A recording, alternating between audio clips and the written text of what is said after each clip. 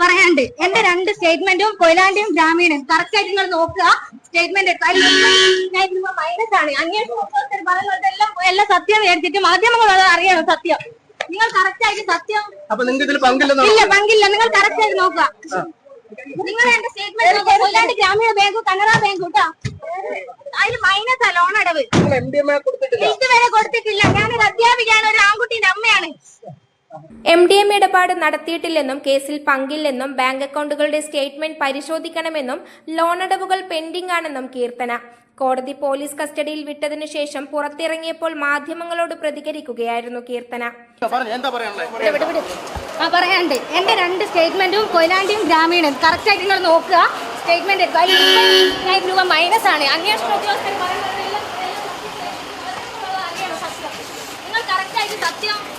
പങ്കില്ല. നിങ്ങൾ കറക്റ്റ് ആയിട്ട് നോക്കുക. നിങ്ങൾ എന്റെ സ്റ്റേറ്റ്മെന്റ് നോക്കുക. കൊയിലാണ്ടി ഗ്രാമീണ ബാങ്ക് കനറ ബാങ്ക് കേട്ടോ.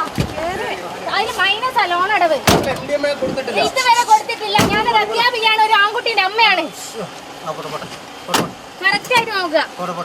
കീർത്തനയെ 2 ദിവസത്തേക്കാണ് കോടതി പോലീസ് കസ്റ്റഡിയിൽ വിട്ടത്.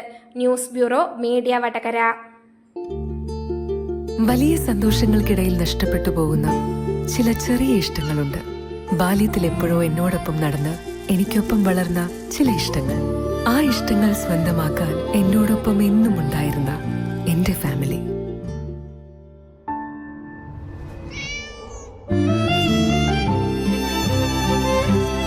എന്റെ ഇഷ്ടങ്ങൾ എന്റെ ഫാമിലിക്ക് അറിയാം. Family wedding centre.